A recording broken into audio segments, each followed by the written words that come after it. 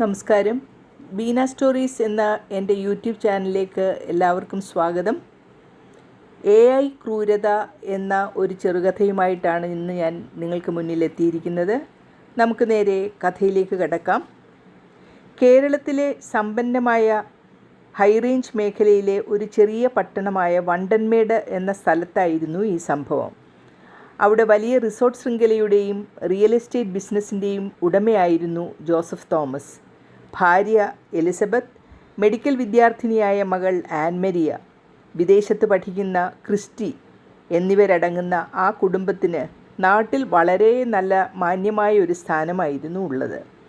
ധനികനായ അദ്ദേഹം ആ നാട്ടിലുള്ള പാവപ്പെട്ടവർക്ക് വേണ്ടി ധാരാളം ചാരിറ്റി പ്രവർത്തനങ്ങൾ ചെയ്യുന്നുണ്ടായിരുന്നു. എന്നാൽ അദ്ദേഹത്തിൻ്റെ സാമ്പത്തിക ഉയർച്ചയിൽ ആ ദേശത്തുള്ള ഒരുപാട് പേർക്ക് അസൂയയുണ്ടായിരുന്നു. അദ്ദേഹം സത്യത്തിൽ അതൊന്നും അറിഞ്ഞിരുന്നതേയില്ല. അതിലൊരാളായിരുന്നു തുടക്കത്തിൽ തൻ്റെ ബിസിനസ് പാർട്ട്ണറായിരുന്ന ആനന്ദ്. എന്നാൽ പുറമേ യാതൊരുവിധ മുഷിപ്പും അയാൾ കാണിച്ചിരുന്നില്ല. പണ്ടൊരു ഭൂമിയിടപാടിൽ ആനന്ദ് പരാജയപ്പെട്ടത് മുതൽ മനസ്സിൽ ജോസഫിനോടുള്ള വിദ്വേഷം വളർന്നുകൊണ്ടേയിരുന്നു. അയാളെ നേരിട്ട് തകർക്കാൻ കഴിയില്ല, എന്നാൽ സമൂഹത്തിൻ്റെ മുന്നിൽ തല ഉയർത്താൻ കഴിയാത്തവനാക്കണം. അയാൾ തല പുകഞ്ഞ് ആലോചിച്ചു. അയാൾ ചില വ്യാജ സോഷ്യൽ മീഡിയ അക്കൗണ്ടുകൾ അതിനുവേണ്ടി സൃഷ്ടിച്ചു. പിന്നീട് ഫേസ്ബുക്കിൽ നിന്ന് ജോസഫിൻ്റെ കുടുംബാംഗങ്ങളുടെയും ഫോട്ടോകൾ ശേഖരിച്ചു. വിവാഹ ചടങ്ങുകളിലെടുത്ത ചിത്രങ്ങൾ, കുടുംബയാത്രകളുടെ ചിത്രങ്ങൾ, മകളുടെ കോളേജ് പരിപാടിയിലെ ചിത്രങ്ങൾ, അതെല്ലാം ഉപയോഗിച്ച് അയാൾ കെട്ടിച്ചമച്ച് കഥകൾ എഴുതാൻ തുടങ്ങി. ഇതാണ് നാട്ടുകാർ ആദരിക്കുന്ന കുടുംബത്തിൻ്റെ യഥാർത്ഥ മുഖം. ഇതാ മകളുടെ അഴിഞ്ഞാട്ടങ്ങളുടെ കഥകൾ, ഭാര്യയുടെ പേരിലുള്ള ഞെട്ടിക്കുന്ന കോടികളുടെ കള്ളപ്പണം, മകൻ വിദേശത്ത് ലഹരിക്കടത്ത് ശൃംഖലയുടെ കണ്ണി. ഇങ്ങനെ തുടങ്ങി അശ്ലീല സൂചനകളും അപമാനകരമായ വാചകങ്ങളും ചേർത്ത് ധാരാളം സോഷ്യൽ മീഡിയയിൽ പോസ്റ്റുകൾ പ്രസിദ്ധീകരിച്ചു. കൂടാതെ AI ഉപയോഗിച്ച് മകളുടെ ഫോട്ടോ മോർഫ് ചെയ്തിരിക്കുകയും ചെയ്തു.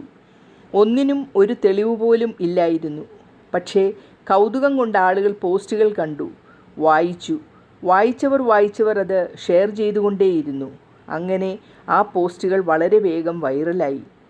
ചില ദിവസങ്ങൾക്കുള്ളിൽ ആ കുടുംബത്തിൻ്റെ പേര് നാട്ടിലെ വാട്സാപ്പ് ഗ്രൂപ്പുകളിലും ഫേസ്ബുക്ക് പേജുകളിലും ചർച്ചയായി. ഏറ്റവും വലിയ ആഘാതമേറ്റത് മകൾ ആൻമരിയയ്ക്കായിരുന്നു. ഒരു ദിവസം കോളേജിലെത്തിയപ്പോൾ പലരും അവളെ കണ്ട് തമ്മിൽ എന്തൊക്കെയോ കുശുകുശുക്കുന്നതും ചിരിക്കുന്നതും ആയി തോന്നി. ലൈബ്രറിയിൽ ഇരിക്കുമ്പോൾ 2 കുട്ടികൾ അവളുടെ പേര് പറഞ്ഞ് ചിരിക്കുന്നത് കേട്ടു. അപ്പോഴാണ് അവളുടെ ഹോസ്റ്റലിലെ റൂംമേറ്റ് അവളോട് സോഷ്യൽ മീഡിയയിൽ അവളെക്കുറിച്ച് വന്ന പോസ്റ്റ് കാണിച്ചത്. അവൾ ബാത്റൂമിൽ കയറി പൊട്ടിക്കരഞ്ഞു. ഞാൻ എന്ത് തെറ്റാണ് ചെയ്തത്? ആ ചോദ്യം അവളുടെ മനസ്സിൽ മുഴങ്ങാൻ തുടങ്ങി. വീട്ടിൽ എലിസബത്തിനും മനസ്സമാധാനമില്ലാതെയായി. പോസ്റ്റുകൾ കണ്ടവർ ഫോൺ വിളിക്കുന്നു. മകൾ ഹോസ്റ്റലിൽ നിന്ന് കണ്ണീരോടെ വീട്ടിലെത്തി. ജോസഫ് തൻ്റെ മകളുടെ മുറിയിൽ ചെന്നപ്പോൾ അവൾ കമിഴ്ന്നു കിടന്ന് ഏങ്ങലടിക്കുന്നു. അവളെക്കുറിച്ചുള്ള അപവാദ പോസ്റ്റുകൾക്കടിയിൽ 100 കണക്കിന് കമൻറ്റുകൾ. ചിലത് പരിഹാസം നിറഞ്ഞവ, മറ്റുള്ളവ അശ്ലീലങ്ങളും. ഒടുവിൽ മകൾക്കും ഭാര്യയ്ക്കും കൗൺസിലിംഗ് നൽകേണ്ടി വന്നു. മകൻ നാട്ടിലില്ലാത്തതുകൊണ്ട് അവനെ ഇതൊന്നും അറിയിച്ചില്ല. ആ നിമിഷം ജോസഫിന് കോടികൾ നഷ്ടപ്പെടുന്നതിനേക്കാൾ വലിയ വേദനകളാണ് ഉണ്ടായത്. കാരണം ആക്രമിക്കപ്പെട്ടത് തന്നെയോ തൻ്റെ ബിസിനസ് സാമ്രാജ്യത്തെയോ അല്ലായിരുന്നു, തൻ്റെ കുടുംബത്തിൻ്റെ മാനത്തെയായിരുന്നു. അയാൾ ഉടനെ തന്നെ വക്കീലിനെ കണ്ട് നിയമ നടപടികൾ ആരംഭിച്ചു. സൈബർ അന്വേഷണത്തിലൂടെ വ്യാജ അക്കൗണ്ടുകളുടെ പിന്നിലെ ആളെ അവർ കണ്ടെത്തി. അതൊരിക്കൽ തൻ്റെ ബിസിനസ് പാർട്ട്ണറായിരുന്ന ആനന്ദായിരുന്നു. സത്യത്തിൽ ജോസഫ് അത്ഭുതപ്പെട്ടുപോയി. അയാൾ എന്തിനിതൊക്കെ തന്നോട് ചെയ്തു? ജോസഫ് തലയിൽ കൈവച്ചു. പോസ്റ്റുകളിലെ കഥകളും ആരോപണങ്ങളും മുഴുവൻ അയാൾ തന്നെ സ്വയം കെട്ടിച്ചമച്ചതായിരുന്നു. ലക്ഷ്യം ഒന്നു മാത്രം: ജോസഫിനെയും കുടുംബത്തെയും സമൂഹത്തിൻ്റെ മുന്നിൽ നാണം കെടുത്തുക. കേസ് കോടതിയിലെത്തി. വിസ്താരത്തിനിടയിൽ ജഡ്ജി ഒരു കാര്യം പറഞ്ഞു: ഒരു മനുഷ്യനോട് വിരോധമുണ്ടാകാം, പക്ഷേ കുടുംബത്തെ അപമാനിച്ച് പ്രതികാരം ചെയ്യാൻ ആർക്കും അവകാശമില്ല. ഒടുവിൽ ശിക്ഷ വിധിച്ചു. അയാൾക്ക് 3 വർഷം കഠിന തടവും 50 ലക്ഷത്തിൻ്റെ നഷ്ടപരിഹാരം കൊടുക്കാനുള്ള വിധിയും അദ്ദേഹം വിധി പ്രസ്താവിച്ചു. അദ്ദേഹം തുടർന്നു: സോഷ്യൽ മീഡിയയിൽ എഴുതി പോസ്റ്റ് ചെയ്യുന്ന കുറച്ച് മോശം വാക്കുകൾ കൊണ്ട് ഒരു മനുഷ്യൻ്റെ ആത്മാഭിമാനം മാത്രമല്ല അദ്ദേഹത്തിൻ്റെ കുടുംബത്തിൻ്റെ മുഴുവൻ സമാധാനവുമാണ് അയാൾ തകർത്ത് കളയുന്നത്.